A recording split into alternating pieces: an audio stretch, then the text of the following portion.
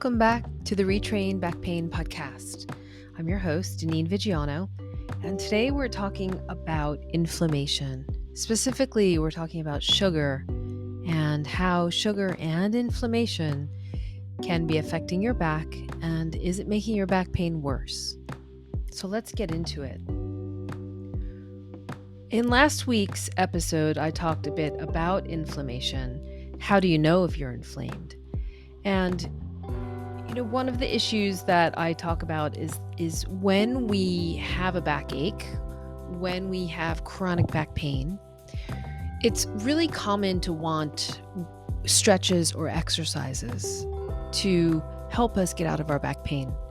And very often when we go to physical therapy or when we go to a chiropractor or massage therapy, that practitioner is doing something to us or giving us something to do.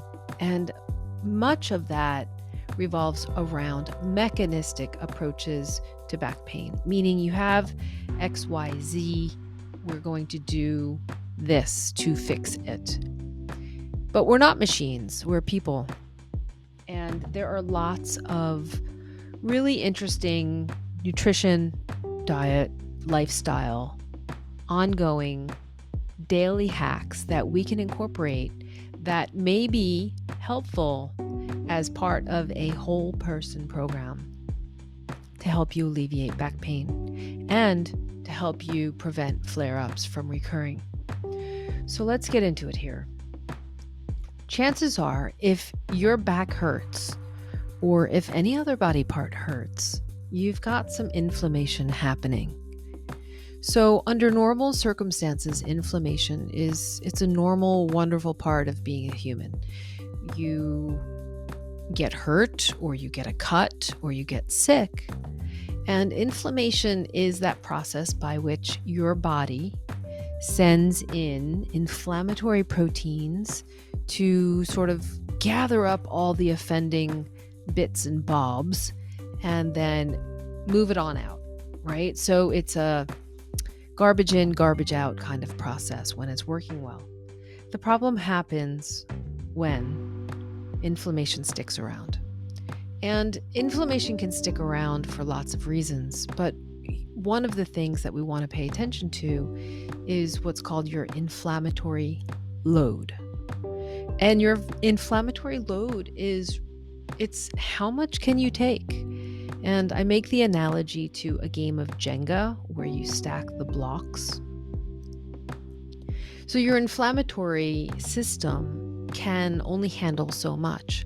So if you've already got allergies and you've got irritable bowel syndrome, or you've got arthritis, or if you've got a couple of things that your body is already dealing with, when you add on an additional injury, it's just more load. It's just more work for your inflammatory system to take on, right? So that's your inflammatory load. The catch-22 is that in order to move inflammation, you gotta move, right? So inflammation gets moved through your body by moving. When you move, your muscles contract, your blood pressure raises, your lymphatic system flows. When you're not moving, we stagnate. All that stuff just doesn't move as much. And so the likelihood of inflammation settling in when, for example, maybe you're coddling an injury, maybe your back flared up and you can't move, or you feel like you just have to lay in bed. This is where we get into that gray area of how much rest is appropriate when your back hurts. In general, the more movement you can do, just do whatever you can do. If it's just walking around in circles in your apartment, you walk around in circles for a couple of days. But you want to get back to moving as quickly as possible, just doing the things that you can do with great frequency. Because the practice of stagnation, the practice of resting, it just really invites inflammation to settle in. And we don't really want that. So The problem is that when inflammation stagnates, when it's not moving through your body, when you're not moving enough, chronic inflammation, when it settles into your joints, it can actually damage the cartilage, the bones, the tendons. The tendons they attach muscles to bones, or ligaments. Ligaments connect bones to bones, right? So when you've got inflammation, it sort of starts to damage those inner joint surfaces. And it can also irritate your nerves, which can exacerbate your sensitivity to pain.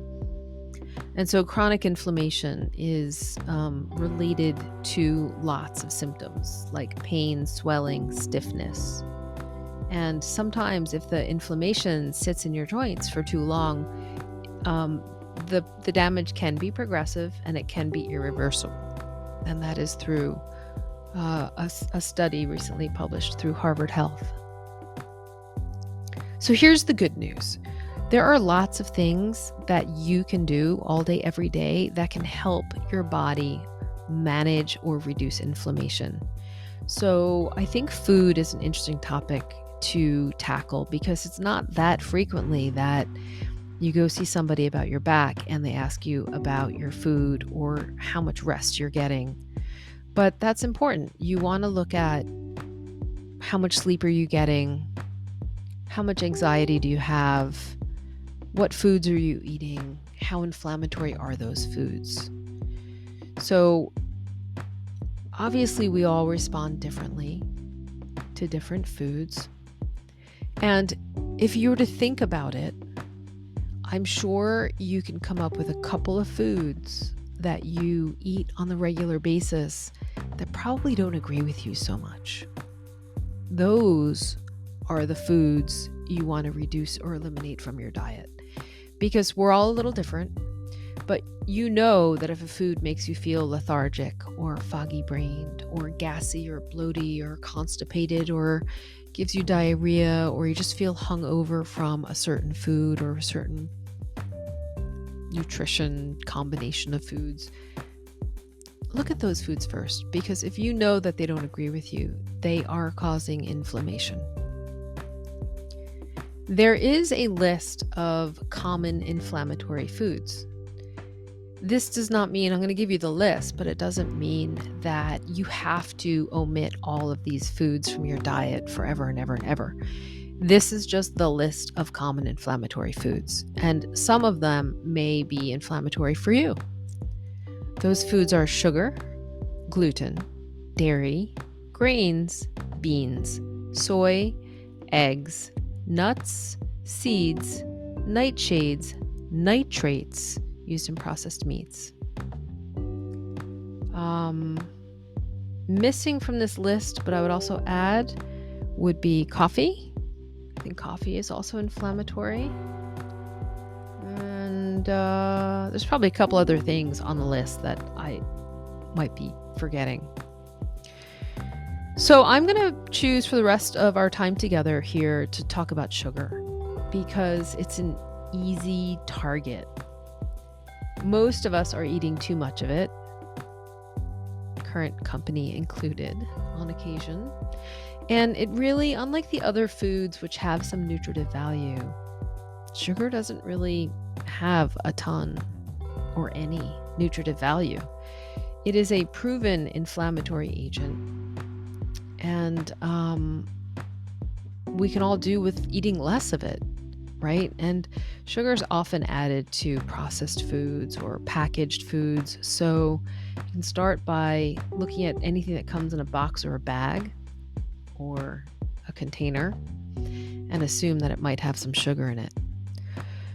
Some people want to nitpick whether it's brown sugar or honey or what type of sugar it is. I'm not so nitpicky. If you've got inflammation, just cut it out. Just stop with the sugar. Can you have an apple or can you have some other foods that contain sugar? Sure, but you don't want to be having like a giant breakfast of fruit when you're inflamed. That's probably not going to help you either. So fruit's not the demon, but eating too much of anything that contains sugar, carrots included, right, is probably not going to be super helpful if you're inflamed and you're eating foods that turn into sugar, like bread, pasta, crackers, grains. That will also turn to sugar. So you might be wondering, how does sugar cause pain? And it comes down to a process called glycation, but in general, there's a cycle that happens because when you eat sugar and starch, the starch is going to turn to sugar if you're not burning it. You tend to crave more sugar and starch, and then you need insulin to take care of that sugar and starch. More insulin can also lead to more fat storage. More insulin can also lead to more fat storage, more inflammation. Sugar, insulin, fat storage, inflammation, all of those things are correlated to more pain. So those are some broad brushstrokes. Let's talk about some simple ways you can reduce inflammation. And these are things that we can all do starting right now. There is no sense beating yourself up about what you did yesterday or last month. Let's just look at tomorrow like the first day of the rest of our lives. We can eat more plants. So whole plant foods are just loaded with anti-inflammatory nutrients that your body needs. So when you sit down at a meal, plan to have the majority of your plate filled with plant foods. You want to focus on antioxidants. So generally, plant foods that are really colorful can help prevent, delay, or repair some types of cell and tissue damage. Omega-3 fatty acids are anti-inflammatory. If you're eating too much red meat, that can also be inflammatory for a couple of reasons. A steak takes several days for your digestive system to break it down. Red meat in general takes a while to break down. And so that food is sitting kind of in your gut and is sort of a sitting duck, pun intended, for kind of putrefaction or bacterial overgrowth because it takes so long to digest. And then there's the nitrates also that are in processed cold cuts and hot dogs and other prepared meats like salami and those types of foods that have been related to inflammation as well. I mentioned processed foods, anything in a box, a bag, or a container. And sugar, we already talked about sugar. So skip the cookies, skip the ice cream. Just say no when you're in a healing crisis. The ice cream or the cookie's not worth it. And also alcohol.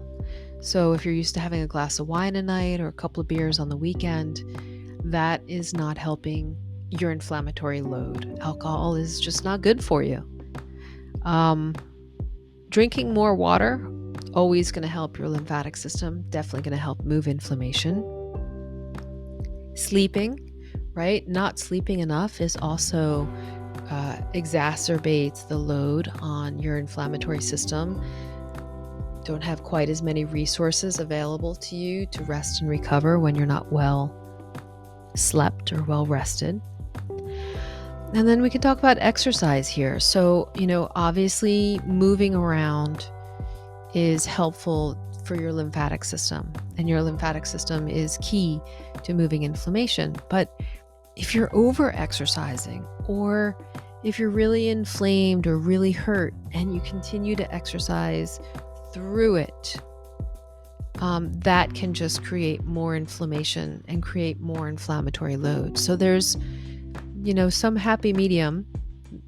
Only you can know what that is by tuning into your body and paying attention and trying a little bit here and a little bit there, and then giving yourself time to rest and recover and do some stretches or some mobility or some gentle rolling or take a warm bath and a cold shower, right? There's lots of cool things that you can do that aren't necessarily mechanistic.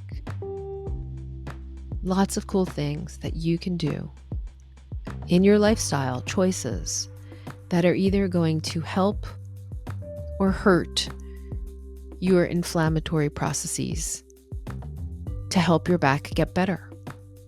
So take a hard look at what's going on in your life. Take a hard look on where you can make some subtle tweaks and improvements, because every bit helps.